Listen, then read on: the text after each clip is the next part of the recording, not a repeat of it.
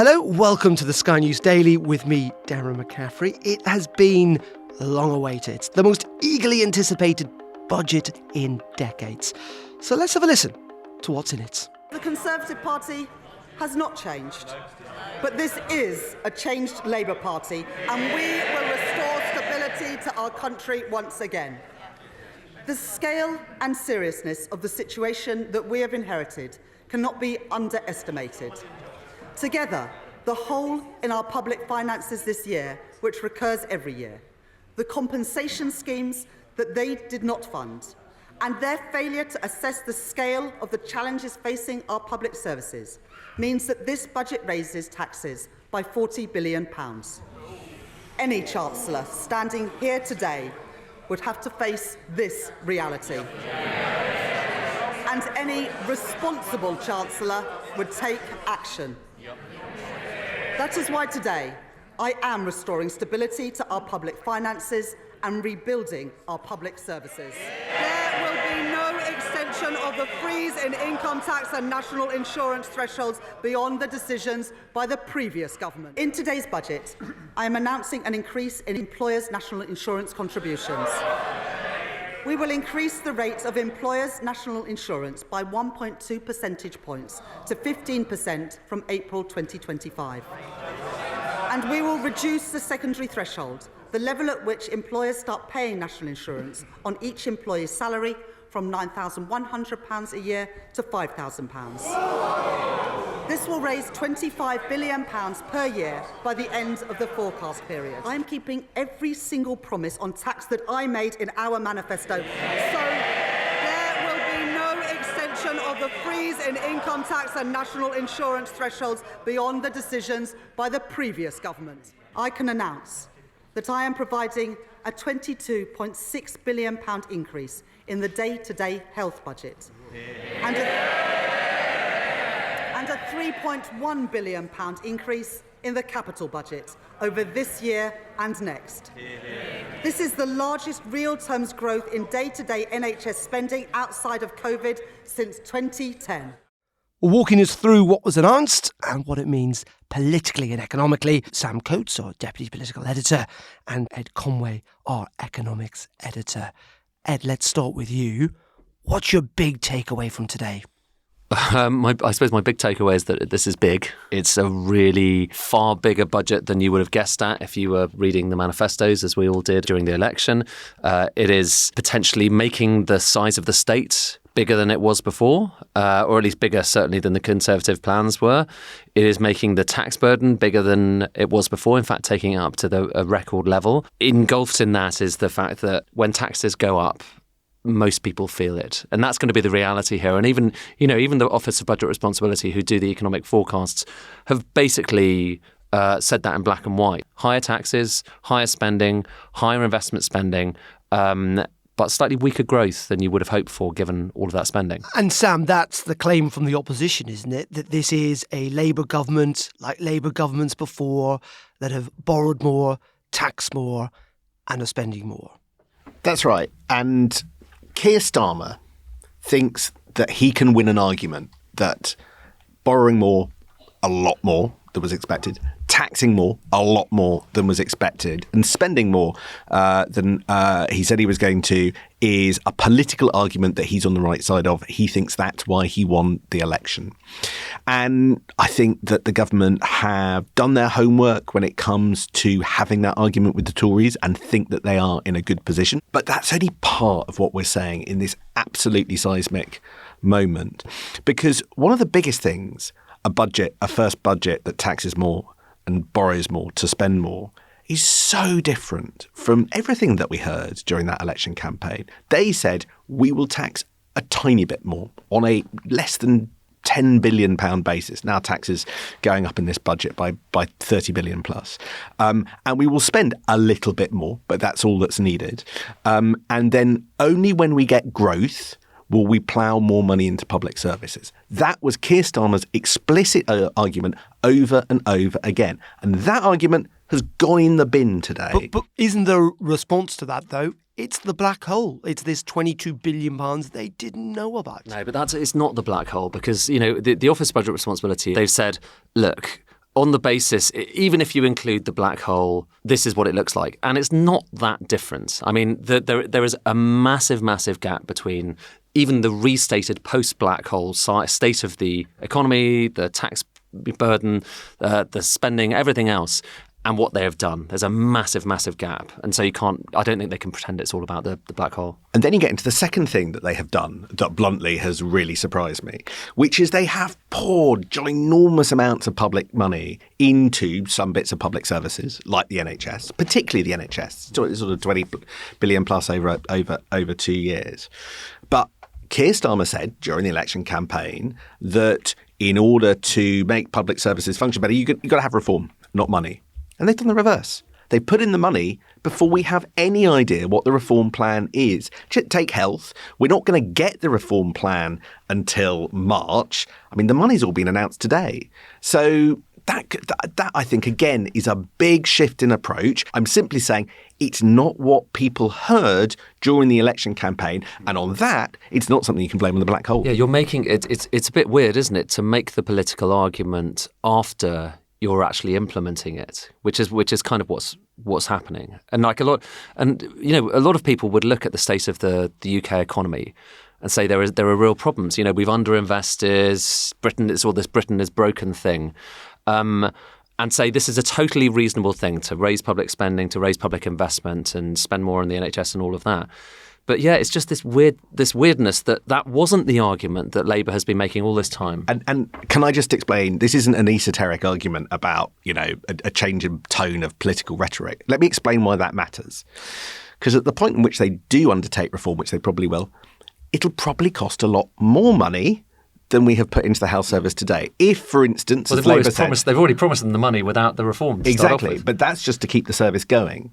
But the point at which, for instance, you move services away from hospitals and into communities, that's one of the big promises from Wes Streeton and Keir Starmer about the NHS. You presumably need to run both of those services in parallel for a bit while you switch from one to the other. That's going to be really costly.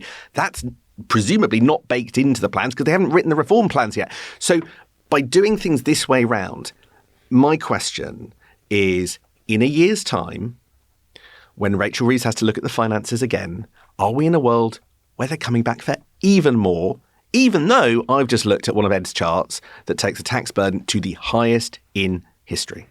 Labour, I'm sure, would turn around and say the NHS is not only on its knees, it's on its face. It needs this money now, irrespective of the reform agenda. But let's talk about, Ed, if we can, tax, and particularly when it comes to national insurance. People saying that this is going to harm those on the lowest incomes potentially the hardest because that threshold has been dropped. Just explain that. Well, there's two bits. So the rate. So national insurance is quite a complicated tax. It is in practice. It looks and behaves most way like just another form of income tax. But the big picture is the rate at which employers are paying national insurance, because one half of it is employers paying it and the other half is the employees. That rate is going up. But as well as the rate going up, the threshold at which those employers start to pay the tax comes down. So you're kind of getting more people and more of their income is being dragged into having to be charged in national insurance. Theoretically, it's the employer that pays that. But in practice, all taxes end up having to be paid by the people who are generating money in the economy. And those people, generally speaking, usually it comes back to human beings because we are human beings for the time being. It's not robots running our entire economy. It definitely, this is going to fall slightly more on the upper end of the income spectrum. And it'll be interesting to see the analysis that we get from the Institute for Fiscal Studies, for instance, on that in the next few days. But in practice, it's hard to see who doesn't end up having to pay more as a result of this. So, and it's a strange kind of dance, this Labour point about previously it was working people who were going to be protected, and now it's like you're not going to see increases on your pay slip. In practice, though, we are all going to be taxed more. If you look at taxes as a percentage of GDP, it's a pretty good metric for how much we are charged across the economy. And tax as a percentage of GDP is going to be the highest ever. And the Labour Party now, in their latest iteration, are talking about taxes and pay slips.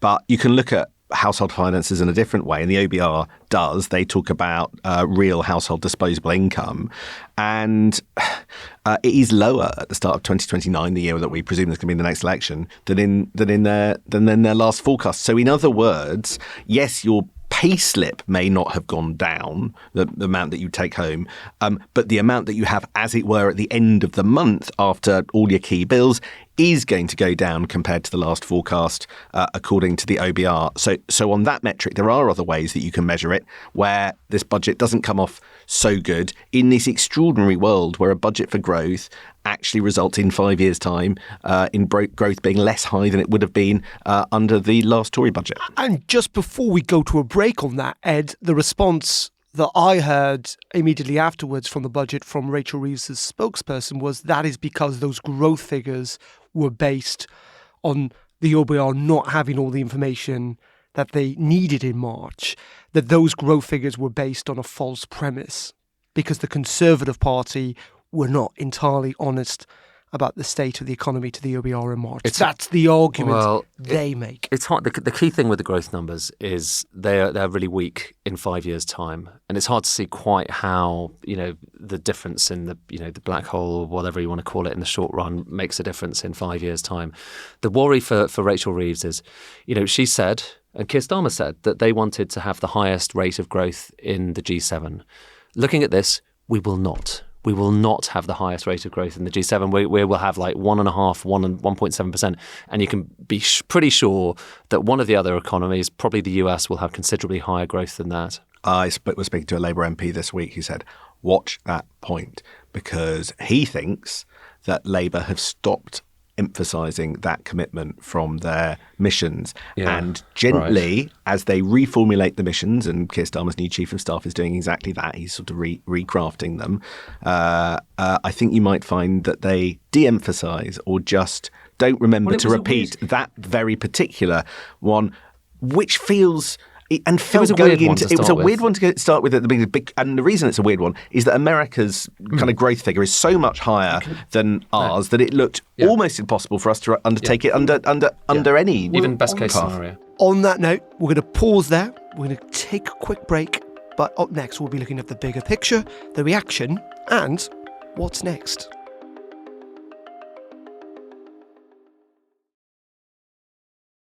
Welcome back. Let's talk about, Ed, if we can, the reaction. Where are the markets at this afternoon, having listened to Rachel Reeves, let's be frank, rather long, very long. It was really long. Budget statements. Where does it stand in the record, the pantheon of longest? This would be, has Sam Coates looked into this? No. There's always someone who looks at this and you're kind of like, oh, have you not got anything better to do with your time than have a spreadsheet of the length of a budget? Okay. And yet this time, suddenly it's relevant. It was Sorry, long. were you bored? No, not in the slightest. I love these moments, as you know. So the market's out. Yes. Moving on swiftly. I wouldn't say it's a Trussian moment, but something's going on.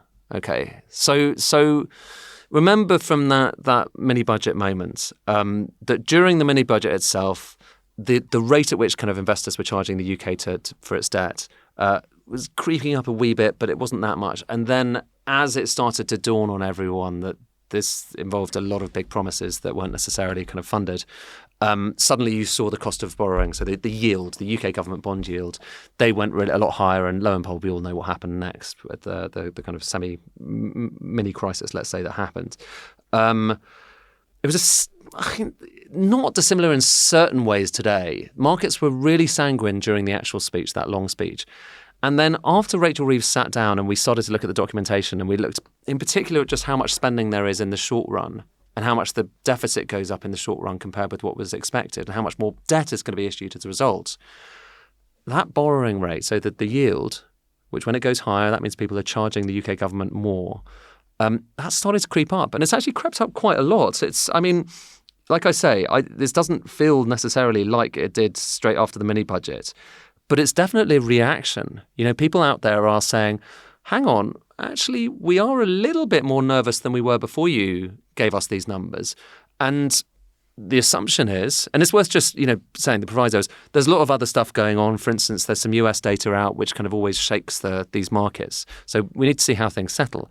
But all else equal, this is often a sign that people are saying, hang on, if you're going to be borrowing a lot more, issuing a lot more debt, then we might well end up charging you more for it because we're not quite sure how easily you're going to pay it back in the future. Ed, you said earlier that you had loads of statements from Keir Starmer and Rachel Reeves, but yet it was quite difficult to work out politically what this meant in the big picture, if you like. Sam, what does today tell us about not just this one budget for Labour, but where the Labour government is for the next 5 years? This is a moment that Keir Starmer and Rachel Reeves cannot afford to repeat. They have spent £70 billion. It's massive, of which 36 billion is paid for by tax rises, 32 billion by additional borrowing. They have to hope this works because they are not going to be able to, as they kind of privately acknowledged to me, be able to raise taxes on this scale again. And actually, they've not left themselves a lot of wiggle room against their new fiscal rules to borrow a lot more either. So they've got to hope that people feel better and feel that public services are better and feel things are getting better as on the basis of today's statements. But I think there are a couple of problems. First of all, when you look at the numbers, there are so many different things that they felt they have to fix. It's almost like they're salami slicing the benefits. So there are bits of Whitehall and public services that are going to feel quite squeezed. Rachel Reeves hasn't been particularly generous to, Justice and the Environment Department and the Home Office and places like that. Which have been cut to the bone. Which have already been cut to the bone and I think are going to face further cuts. And I'd look out this week for some pretty gruesome stories, I understand, that are coming. And so here's where the politics and the economics and the markets all start to mesh. What's going to happen is people are going to have, seen taxes rise and seen borrowing rise and see the government splurge all this. And yet, because there are still problems that need to be fixed, and also they haven't done any of the reforms, there is going to be, not today or tomorrow, but in the weeks and the months to come, a drumbeat for yet more spending. And this is the point that Ed was sort of implicitly referring to. There is going to be a demand for even more spending than we saw today, which means even more borrowing than we saw today. And that's, I think, why there is a little bit of jitter in the markets. And I've been in touch with economists who works kind of deep in hedge fund land. And what they're asking, and this is fascinating, they are asking me, how is the budget going down with Labour MPs? And are Labour MPs a bit spooked by it and going to start demanding that Rachel Reeves spend even more than today? Because they're trying to work out whether or not there's going to be pressure to, buy more debt. This is somebody who, by the way, thought that there wasn't going to be a problem with the cost of borrowing after this budget. Now they're changing their tune and just thinking that all of this gets it. So for a Conservative government, when things go wrong, sometimes they cut taxes, sometimes they raise taxes, sometimes they cut the size of the state, sometimes they raise the size of the state. When things get difficult for Labour governments, they borrow more, they tax more, and then they spend more. And the question is there scope to do it without further spooking the market? And Ed, just very finally, you know what? I was listening to George Osborne the other day, who said that in any given budget there are something like 4,000 individual decisions, and trying to get that all to work without, it's like a Jenga game on an enormous scale. And budgets in the past have tended to unravel in the days afterwards when things settle down. If there was one thing you think we should look for that might possibly at this moment in time be a problem in the days and weeks to come, what do you think that might be? I don't know. How are you asking me to predict something that listen? It is. This is why we pay the big bucks. It's big. It's big and chunky. This one, and it's got so the scorecard, which is the kind of bit of the documentation which has all of the policy decisions, is long. There's a lot of stuff on there. George Osborne liked to keep that really disciplined because he knew that at any given pinch point there was a potential pasty tax. That was the famous one that got him. So I wouldn't be surprised if there were some shocks like that to come. But to be honest with you, Darren, I think a bigger thing than that is if people in markets, if investors are genuinely a little bit spooked by this, that's a far bigger deal than any one of your policies upsetting some given lobby group. Okay, that's quite fundamental, because the Labour Party may well have to borrow. Well, they're planning to borrow a lot more. You look at those numbers, we are going to be, as a nation, borrowing much more in the future. The fiscal rules that used to constrain the government, they've been thrown out, and we've got a new set of fiscal rules, and they are much less of a constraint. And as a result, the government is planning to borrow much more. It is a lot more debt. And given we're having to borrow that extra debt, if that's suddenly getting more expensive, and if, heaven forfend, investors out there in markets are genuinely getting nervous about this, then that's not good at all. That's exactly the opposite of what this government would have wanted, and that's a credibility question mark. In a world where growth is really anemic for the whole of this parliament, and that would be the source of, alleviating some of this pressure. Well, that's the kind of issue. We know what happened to Liz Truss. That's an extreme example. But every so often the market says, listen, we're not quite happy about that. They might say it dramatically. They might not say it dramatically. But that's the constraint now for this government. It's not about the fiscal rules. It's about whether investors out there are happy to keep on lending to the UK government at a relatively low rate. And, there's some jitters. OK, fascinating stuff. Ed Conway, Sam Coates, thank you very much. Also, Beth Rigby has been all over the budget today. Let's have a listen to what she's been up to.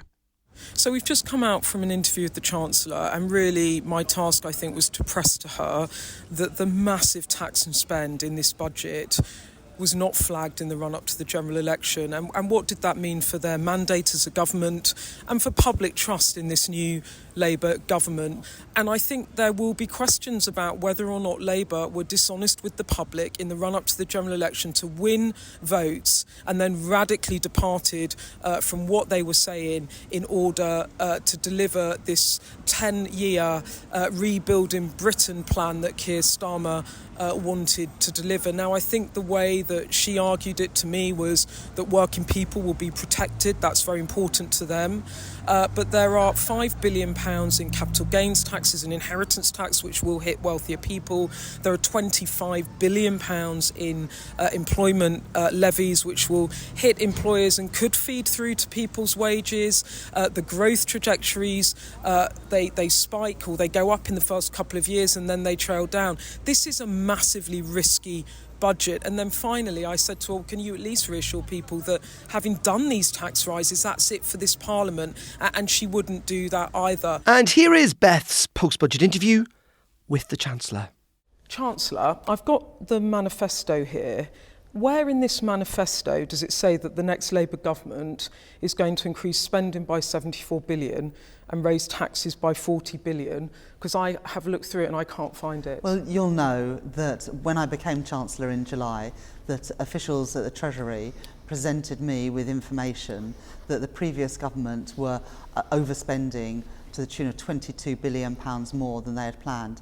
In addition to that, there were compensation schemes that the previous government had signed up to but had not budgeted for. Infected blood and the Post Office Horizon scandal. And thirdly, I've just finished this point, and thirdly, the previous government hadn't done a spending review that took us beyond this year. And inflation had put huge pressure on public spending. And so as a result, we did need to raise taxes in this budget to put our public finances on a sound trajectory. Of taxes. It's the biggest tax-raising budget since 1993. It's gigantic. And you said before the election no plans to raise taxes, or the PM did, beyond the 8 billion that you had earmarked. So a lot of people out there are going to be quite shocked today. Well, in the decisions that we've made in the budget accept that, today, though? I accept that this is a big and a substantial budget. But it wasn't the people might budget feel that let I down was. that It wasn't you the weren't budget. straight with them. It wasn't the budget that I was expecting to deliver when I became Chancellor on the 5th of July. I didn't think that any government would be so reckless to have £22 billion You've of lifted unfunded taxes by commitments. 40 billion. I absolutely recognise that. In our manifesto, we had commitments of $8.5 billion.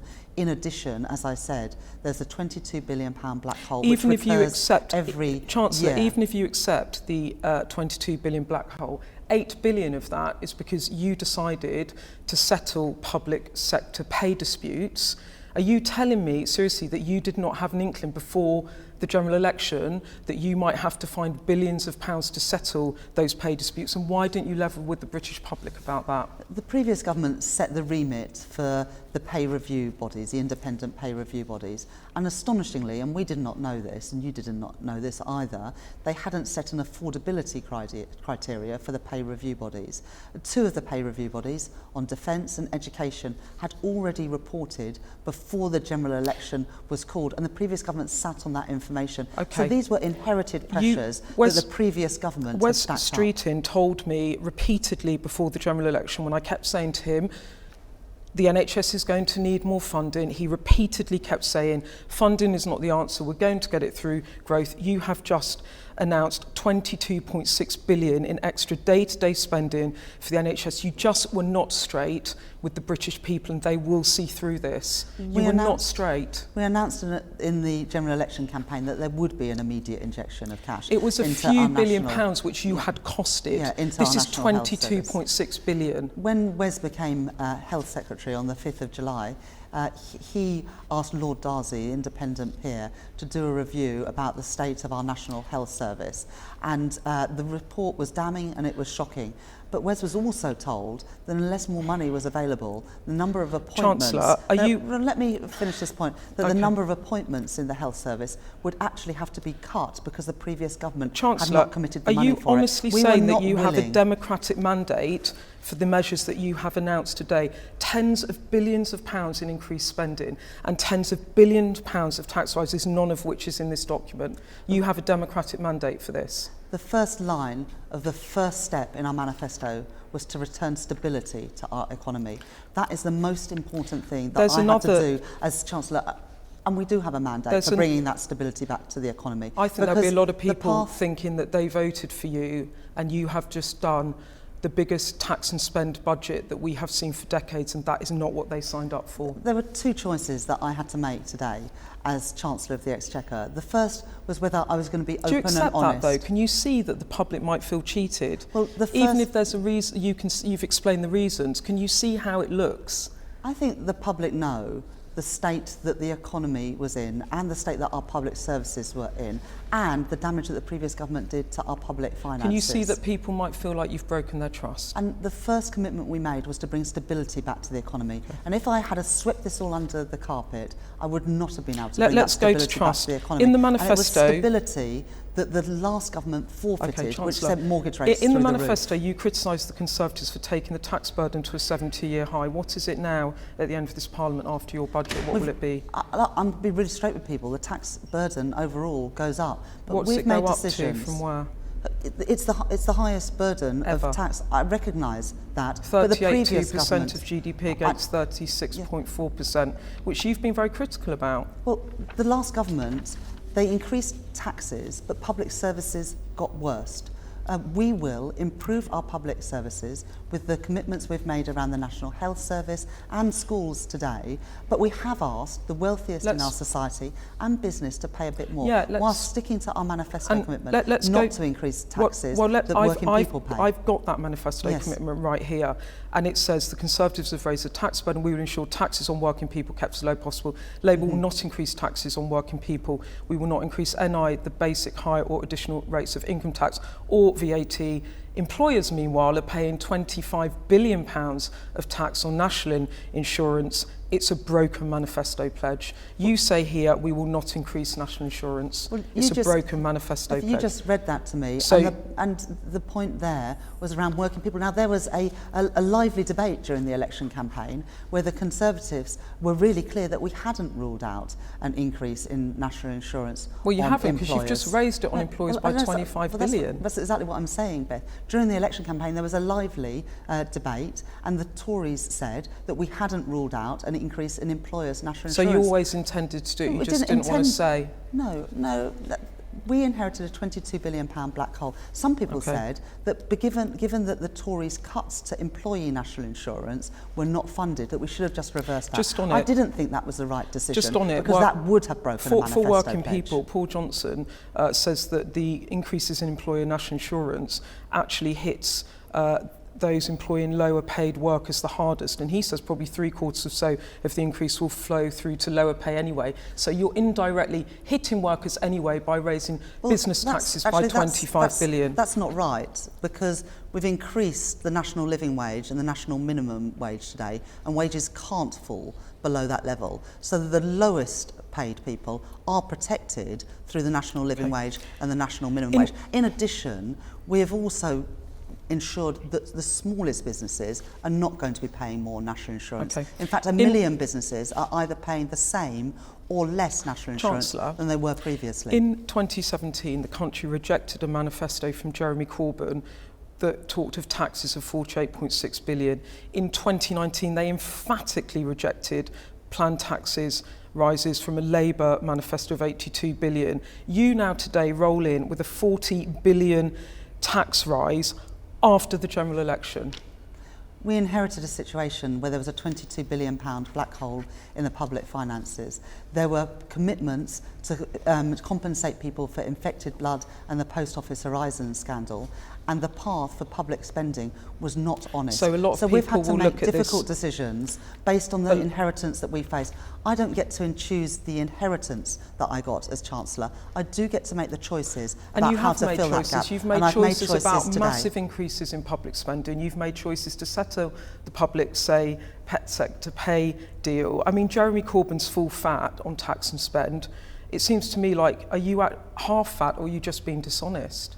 Well, no one's ever compared me to Jeremy Corbyn before. I stood down from his shadow cabinet because I disagreed with everything that he was doing. But if you're faced with a situation where there's a £22 billion black hole in the public finances, you can either sweep that under the carpet, or you can be open and transparent and honest with people about the situation you find yourself in. 40 billion of tax rises and 70 billion in spending. We have published today, spending and borrowing. And we've published today a line-by-line account of the £22 billion. Do you understand what I'm trying to get at here, which is the public will look at this manifesto, they voted for you, they come out 4 months later, and there is a massive tax rising and massive spending budget from Labour. Do you understand why they might feel cheated by you, that you did not level with them about what the public finances might look after the election? There was a conspiracy of silence. Everyone was talking about the public finances not adding up. Well, the Office of Budget Responsibility today have published a report. It through growth. The Office of Budget Responsibility today have published their analysis of how, in the spring budget, the Treasury under the previous government hid spending commitments. I could either sweep that under the carpet like the previous government did, or be open and honest. I've got to be a responsible Chancellor just quickly, and make sure that the sums always add up. You're asking the public for 40 billion tax rises. Can you at least reassure people there are no more tax rises after this? Well, I've committed to just have one budget a year. I'm not coming back to this in this the spring. Parliament. No, I'm not going to make commitments to never change taxes again. That would be irresponsible. But this is a once-in-a-Parliament budget to wipe the slate clean after the mess that the Conservatives have left us. Just final question, the markets, the gilt yields are rising, investors are worried about your budget. Gilt yields are going up. Well, what I saw straight after the budget was that the FTSE had increased and gilt yields had fallen. They're going up. Well, I haven't seen those latest market moves, but the combination of our stability rule that we will pay for day-to-day spending through tax receipts and investment rule to ensure that we can invest alongside business should give markets and investors confidence to invest in Britain. OK, Chancellor, thank you so much. Thank you. And you can hear more of Beth's analysis with Harriet and Ruth on electoral dysfunction, which is out on Thursday. Here on Sky News Daily, we're also back tomorrow. Thanks for listening, and don't forget to subscribe wherever you get your podcasts.